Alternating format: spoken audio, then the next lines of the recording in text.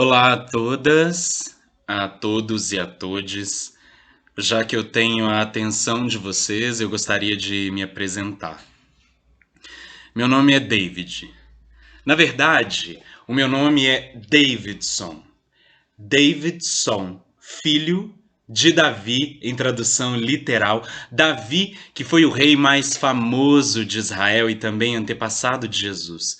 Davi era rei, poeta, líder militar, pastor de ovelhas e músico, mas eu não canto nem toco como o rei Davi, mas eu, David, escrevi o texto desse espetáculo.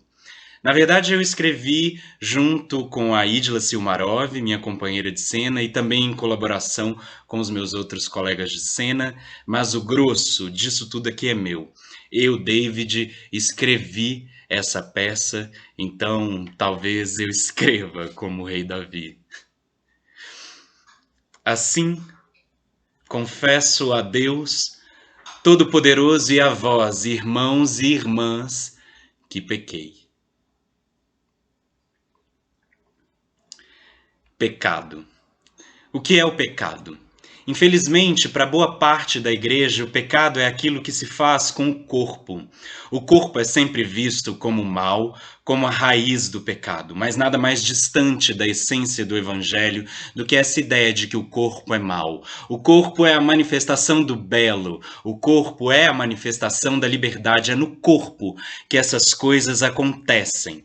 É interessante que Jesus usa para a igreja a figura do corpo, exatamente por ser ela, para Jesus, um espaço de libertação, um espaço de beleza, onde todas essas manifestações acontecem e acontecem para a liberdade, acontecem para as pessoas. É interessante como a igreja sempre quis ter o domínio dos corpos, porque dominando o corpo, ela domina tudo. Mas nada mais distante de Deus que o domínio do corpo. O corpo é para a liberdade, o corpo é para a beleza. Celebremos os corpos, celebremos a beleza. Não se pode julgar a culpa pelo uso do corpo, muito pelo contrário. O corpo é o espaço da libertação. Se 1000 cairão à minha direita e 10.000 à minha esquerda, eu permanecerei de pé. De pé eu poderia condenar o cristianismo, lançar contra a igreja cristã a acusação de maior mentira da humanidade. Poderia dizer que de cada valor é um não valor, de cada verdade uma mentira, de cada integridade uma baixeza de alma. Eu poderia dizer que ela, a igreja, viveu e vive de nossas angústias e inventou angústias para se eternizar. Eu poderia censurar a igreja cristã e pichar em todas as paredes essa acusação eterna contra o cristianismo, em toda parte que houver paredes, e onde não houver paredes, a minha voz ecoaria.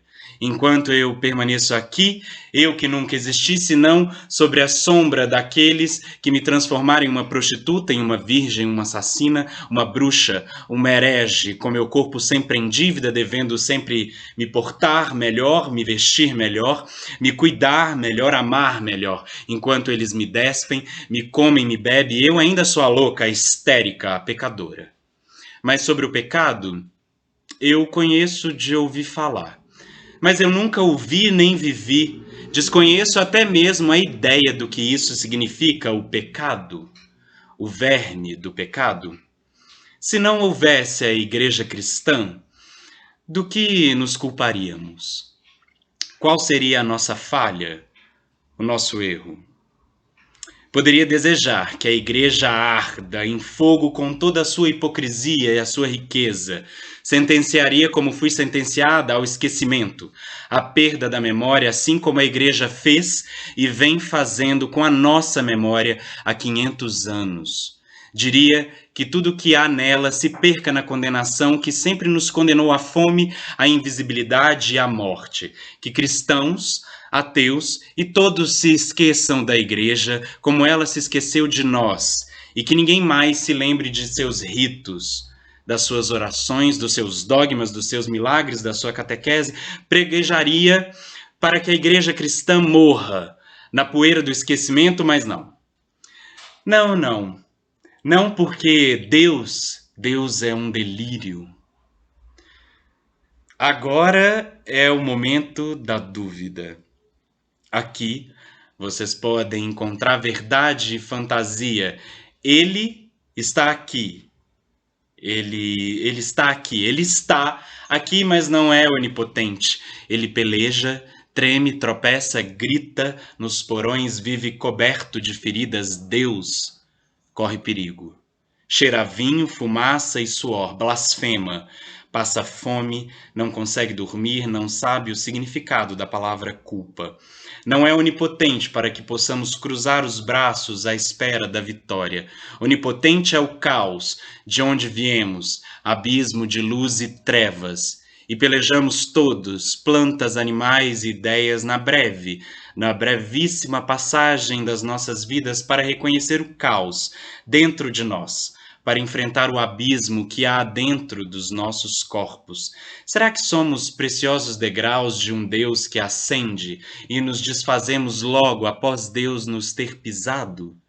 Deus é luta, e o nosso dever é lutar para que uma florzinha brote do estrume de nossa carne e de nossa mente. Às vezes eu sinto Deus inteiro se apoiar em mim. Vocês não? Deus é dúvida. Não é Deus que vai nos salvar. Não é que talvez o salvaremos e salve-se quem puder. Somos trazidos neste mundo sem nada. E sem nada partimos, então eu recomendo este corpo ao chão como uma lembrança amorosa. Terra a terra, cinza a cinza, pó ao pó.